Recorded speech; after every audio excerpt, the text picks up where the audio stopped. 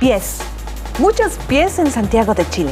Todos los días esos pies caminan apresurados, bajan, suben. No se preocupan por el camino agrietado, por las aceras deformes o las infinitas escaleras. Basta caminar, esquivar y listo. Puedes cruzar la calle. Parece demasiado fácil, ¿no? Pero no lo es para todos. Son tantas las barreras estructurales que muchos de nosotros al final terminamos por optar no salir, quedarnos en nuestra zona de confort porque no se nos da la posibilidad de poder explorar más allá. Ella es Isidora Uribe. Desde su corta edad ha estado frente a figuras muy importantes. A sus 21 años es fundadora de Encuentra tu Lugar, una fundación que impulsa una ciudadanía más consciente y comprometida con las personas con discapacidad. El trabajo de Isidora ha sido reconocido por organismos de gran renombre. Mi discapacidad no es una discapacidad adquirida, es una discapacidad de nacimiento. Y toda esta situación de la prematurez me llevó a tener parálisis cerebral. En su momento utilicé silla de ruedas, he pasado por distintas cirugías, entonces es como parte de mí. Isi, como le gusta que le llamen, y yo nos encontraremos en dos lugares clave para que me cuente más sobre su activismo. Nos veremos en un parque y en las afueras de una institución médica en Santiago. Esto nos ayudará a entender cómo ambos lugares son tan distintos. La verdad, durante toda mi vida yo he necesitado de otras personas para transportarme porque como tal mi discapacidad, si bien me brinda independencia y autonomía en determinados espacios, hay muchas veces que yo no puedo hacer las cosas sola. Por ejemplo, dentro de una misma casa o de un departamento, no me puedo trasladar de mi habitación a la cocina y en sí porque no están las condiciones para eso. Quizás debería de ser más independiente, pero desde mi propia discapacidad es lo que hoy soy. Y por esa razón yo sé que muchas veces voy a necesitar apoyos. Y no me da vergüenza tampoco pedirlo. Si tú tuvieras que imaginar una ciudad inclusiva, ¿qué características crees que tendría? Primero que todo, yo creo que todo sería liso. También evitaría mucho la tierra y dejaría harto, aunque quizás no les gusta a todos por temas de clima, pero cemento porque es lo más fácil. Haría rampas con buena inclinación, estacionamientos para personas con discapacidad en masividad y bien realizados, bien ubicados. También los juegos serían espacios en que no solamente se pensaran para niños que pueden movilizarse con todo su cuerpo, sino que espacios que todos pueden usar. Asimismo como el transporte público, un transporte público moderno que tenga realmente no solo la tecnología, sino que también todos los espacios para poder utilizarse. Ascensores, sillas preferentes en mayor cantidad, pero yo creo que no vale la pena solamente pensar en un diseño porque todo podría ser perfecto. Puedo yo tener o no discapacidad, puedo yo ser una persona mayor, puedo tener un bebé en un coche, en una carriola. Y aún así poder movilizarme. Yo creo que casi ningún país o muy pocos de los que yo he tenido la oportunidad de conocer, y desde mi experiencia creo que he compartido bastante, ya por decir que ni siquiera me movilizo sola en la calle por un tema de también evitar caídas y malos ratos, sobre todo porque los rebajes no están bien hechos, no hay inversión por parte de las municipalidades. Y muchas veces cuando ocurren determinadas, no sé, accidentes, por ejemplo, con árboles que están creciendo y hacen que la vereda pierda su forma, esto no se vuelve a reparar y así. Tú dices y mencionas algo que creo que es importante, que este problema puede ser para, no sé, ancianos que necesitan trasladarse en bastones, mujeres que necesitan llevar carros en carriolas. Si hay tanta exclusión para muchas personas, ¿quiénes crean las ciudades? ¿Quiénes las diseñan? Seguramente alguien que nunca tuvo que enfrentar ningún problema y viene de una situación acomodada en que solo piensa que la forma de movilidad es a través de los pies sin ningún apoyo. ¿Acaso la ciudad de Santiago estará solo llena de pies impacientes movilizándose? Yo tuve un accidente y me tuve que operar de la columna y quedé inválido, así que pude caminar un poco y salir en silla de ruedas. Entonces, como en silla de ruedas uno tiene que andar pidiendo por favor que lo carreen. Mi hijo me dijo: papá, no pidáis más por favor, te regalo esto.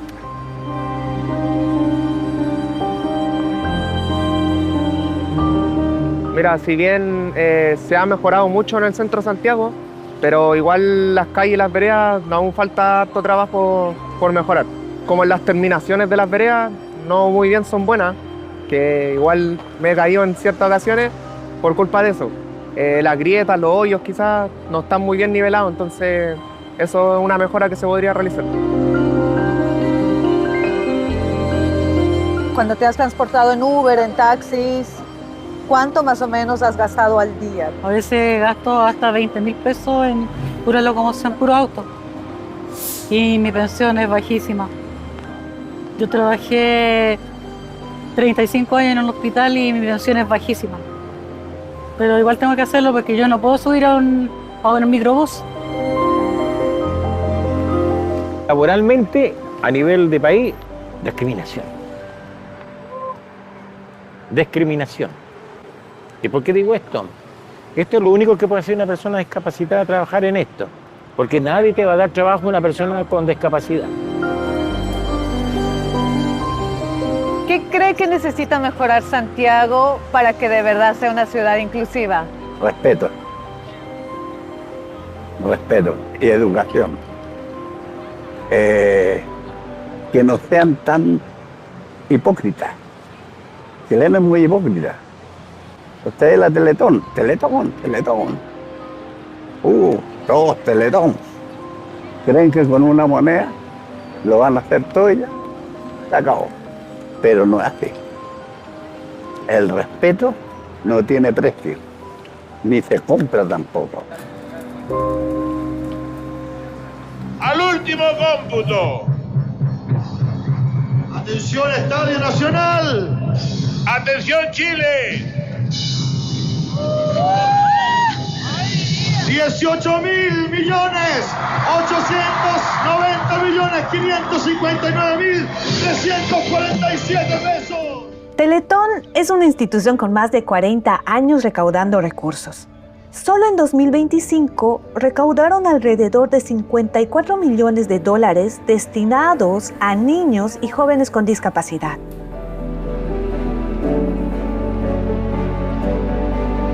Este es el segundo punto de encuentro con Isidora. Hay que decirlo, entrar a la Teletón es como entrar a otro país. Aquí todo funciona. Las rampas, los ascensores, los pasillos, los tiempos. Como si el tiempo también estuviera diseñado para todos.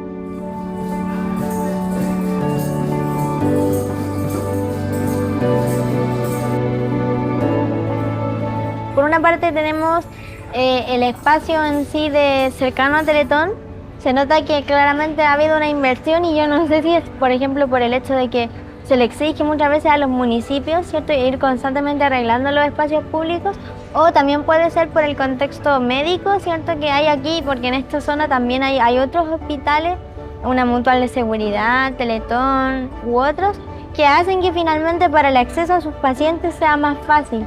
Y eso es como igual súper positivo porque finalmente se van respetando estos espacios, se van haciendo de cierta manera para que puedan caminar todos, entendiendo que llegan muchos pacientes.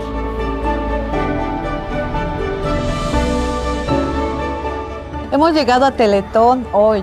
¿Hace cuánto tiempo que no vienes? ¿O tú vienes acá seguido? La verdad, como ya estoy grande, vengo para cosas puntuales porque estoy a punto de tener mi alta médica, pero había venido hace un par de meses a revisarme mis nuevas órtesis.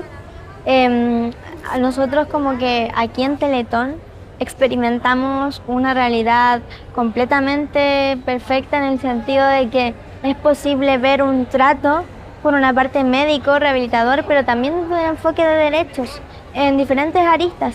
Tú fuiste niña embajadora en Teletón. Contanos tu experiencia. ¿Cómo es que tú te involucras en este espacio. Me hicieron una entrevista que todavía está por ahí, que empieza así: yo me llamo Isidora y tengo 6 años. 1, 2, 3. Hola, soy Isidora, la niña símbolo del año pasado. ¿Se acuerdan de mí? Sí, soy inolvidable.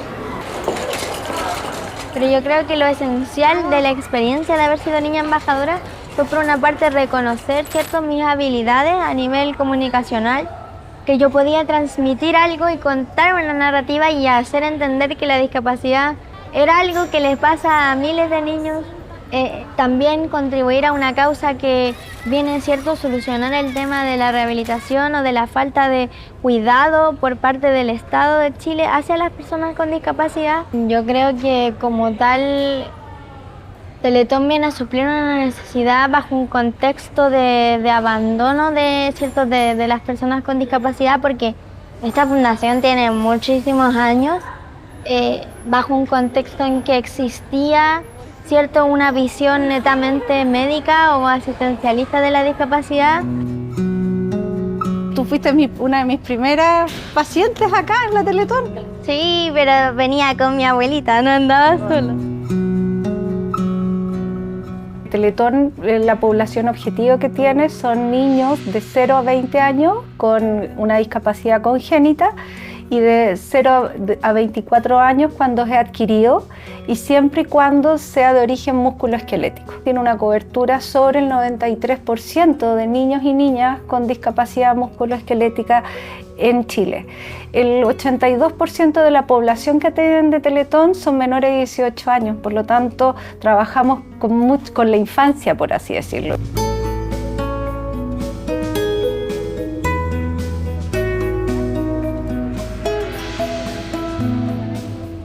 Pero ¿qué pasa con las personas adultas que tienen discapacidad? ¿Cómo quedan a merced del sistema? Que muchas veces desde la discapacidad se perpetúa este círculo entre pobreza y discapacidad por la falta de oportunidades laborales. O sea, no puede ser que una de 200 personas con discapacidad sea la que se gradúa de la universidad hoy en Chile. Esas son las cifras que no han cambiado mucho de hace 10 años atrás. ¿Tú crees que si Teletón no se hubiera cruzado en tu vida hubiese sido diferente? Es difícil pensar un Chile sin Teletón. Yo creo que Teletón es parte de la cultura hoy. Como que la gente es algo que, por ejemplo, la campaña la espera y nos demuestra que somos capaces de tener solidaridad y empatía a nivel país cuando nos lo proponemos. Entonces, como es un poco complejo pensarlo, pero si no existiera, creo que la situación de las personas con discapacidad sería aún peor.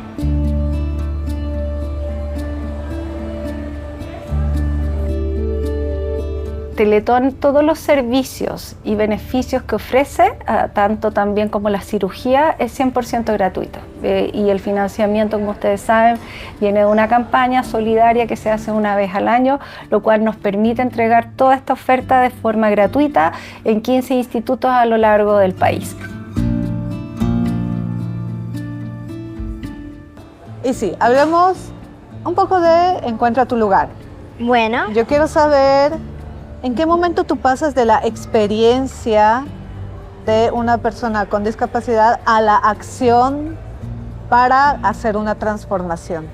La verdad, yo como que en un principio, durante mi infancia y mi preadolescencia, no era muy consciente realmente de cuáles eran específicamente las barreras estructurales, porque para mí la discapacidad simplemente era algo parte de mí.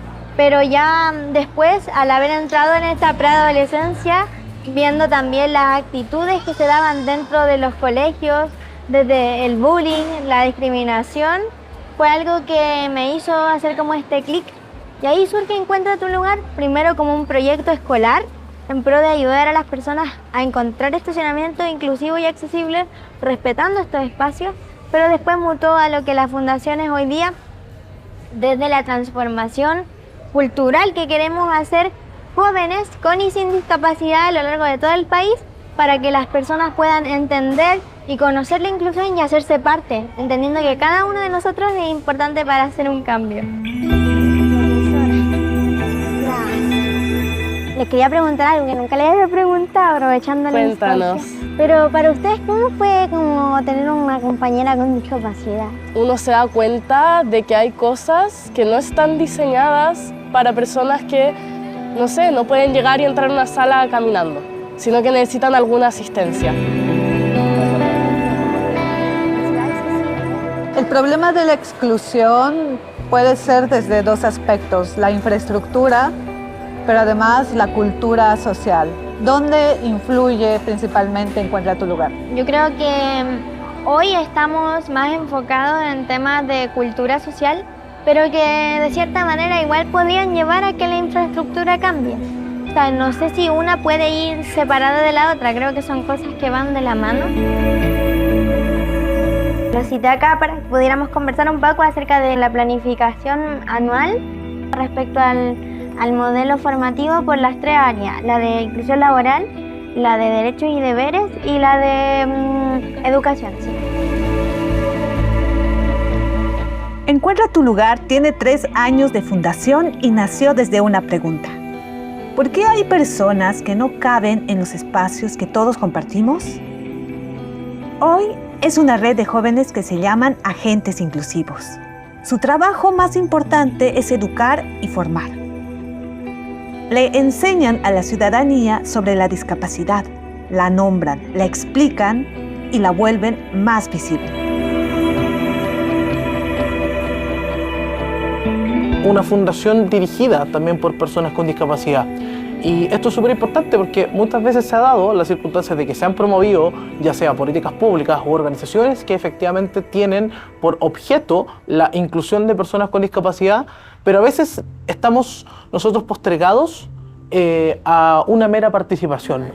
Y además hartas personas como que llegan, como tú decías. Hola, hola. Oigan, hoy día estamos con la Maca porque ha sido un mes súper intenso. Bueno, la verdad, como saben, hemos estado seleccionando gente nueva, ¿cierto, Maca? Sí, estamos en un proceso de crear un nuevo año y con todo lo que viene para este 2026.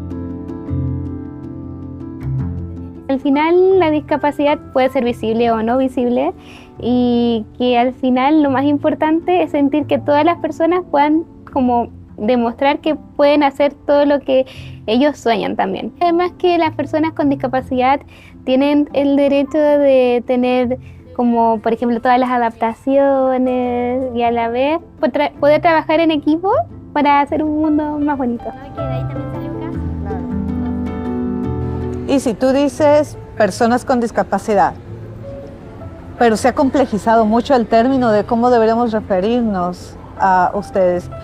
¿Por qué se usa la palabra personas con discapacidad y tú no tienes ningún problema al usarlo? Bueno, yo lo hago porque así lo hacen los instrumentos internacionales y yo soy estudiante de Derecho, ¿cierto? Y la Convención Internacional sobre los Derechos de las Personas con Discapacidad entiende que para poder cambiar, ¿cierto?, la mirada de la discapacidad y salir un poco de este modelo solamente médico asistencialista que ve la discapacidad como un defecto que tiene que cambiar, tenemos que entender que primero existe la persona y sus derechos humanos y que la discapacidad es parte de, pero que no somos, por ejemplo, discapacitados, porque para mí ese concepto pone el enfoque en que la persona tiene un defecto, cuando en realidad se ha entendido que la discapacidad es el resultado de mi condición física, no mi deficiencia, como algunos le dirían, con el entorno. Hubo una oportunidad en la vida donde yo empecé a distribuir currículum mío a determinadas oficinas de abogados para a ver si me alcanzaba para poder trabajar. Y en un primer ejercicio incluí en alguna parte del currículum que yo tenía el 20% de visión. Me llamó la atención que conforme pasaba el tiempo no hubo ninguna llamada, ninguna postulación que fue aceptada en el cargo al que yo estaba postulando, que era un cargo de procurador. Acto seguido, quité ese 20% de visión que tenía mi currículum y empezaron a llegar determinadas ofertas, empezaron a llamar aquí y allá. No quedé en ninguna de esas ofertas porque después en la entrevista yo decía, porque para mí es parte de mi identidad, que tenía esta discapacidad visual y me daba la impresión de que ahí como que se les bajaba las expectativas. Para ti, ¿qué es una persona con discapacidad? ¿Cómo tú podrías ayudar a que se pueda comunicar mejor esta idea? Por ejemplo, poder tener más empatía en el otro o estar más consciente de tu entorno también es algo que nos pasa a las personas con discapacidad. Por ejemplo, no es que andemos en automático así como, oh, tengo que llegar a mi cita médica o tengo que llegar a mi trabajo, sino que de repente yo miro el espacio y digo, oye, ¿cómo lo haría una persona con su hijo en coche? Como que son cosas que al final se adquieren porque te pasan, pero no solo debería ser algo que uno estuviera pensando en el otro o en sus necesidades porque es algo que vives tú, sino que debería ser algo que todos tuviéramos, ¿cierto?, inherentes en nuestra cultura. Así que una persona con discapacidad, desde nuestra condición que nos tocó vivir, es alguien que también logra empatizar, logra, ¿cierto?, traer una nueva perspectiva y desde ahí intenta, desde lo que le tocó vivir, cambiar y transformar, pero también existir y estar aquí y resistir. Un gusto conocerte. Ya, mírame a mí. Ya. 1, 2, 3. Obvio, lo que bueno, con la Emma tenemos un canal de cuentos. Ah, genial. Qué rico, esto es la ley. Muchas gracias porque eres una gran inspiración para nosotros. Oye, gracias a ustedes por acercarme, por decirme esto. O sea, voy a seguir su página. Me alegro mucho que también se hayan impulsado en querer hacer cosas, ¿cierto? Y contar sus experiencias, porque de esta manera también le mostramos a la gente que uno vive, ¿cierto? Hace muchas cosas, ¿no? Quizás las barreras más difíciles de derribar no son las físicas, sino las mentales. Pero algo está cambiando en Chile. Hoy, personas como Lucho Miranda, Grillo Aranguis y Carla Fromentín están haciendo algo poderoso, visibilizando desde su propia experiencia que la discapacidad no es el límite, sino la mirada que tenemos sobre ella. Y entre todas estas personas está el gran aporte de Isidora.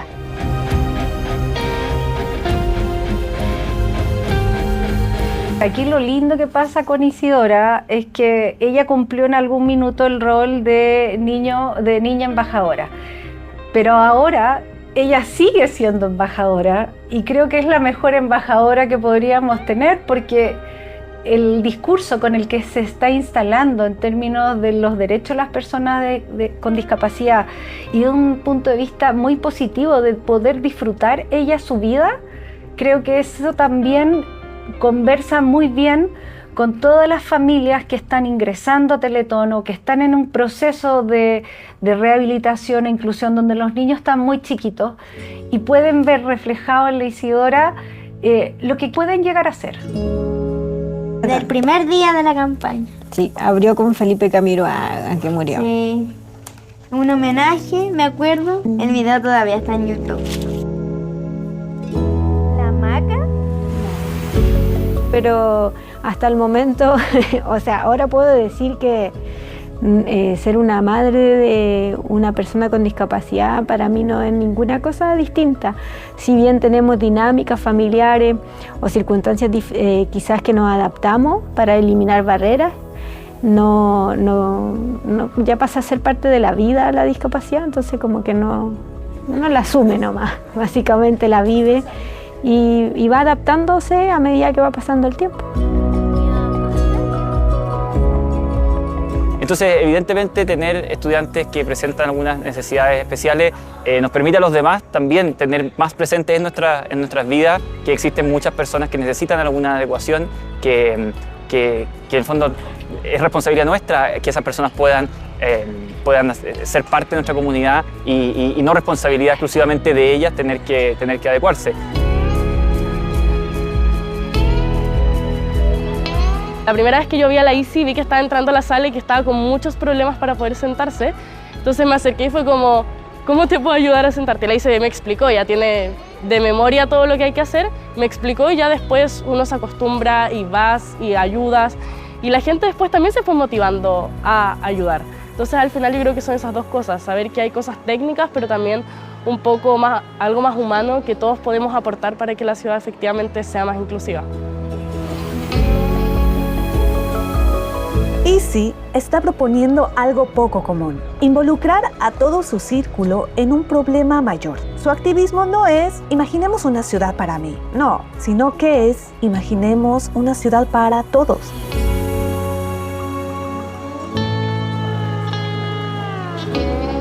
necesario que lo repensemos y que sigamos principios que son fundamentales para todos, porque al final cuando yo hablo de inclusión, yo no solo estoy pensando en la discapacidad, sino que en cada uno de nosotros pueda sentirse libre y tener la oportunidad de desarrollarse.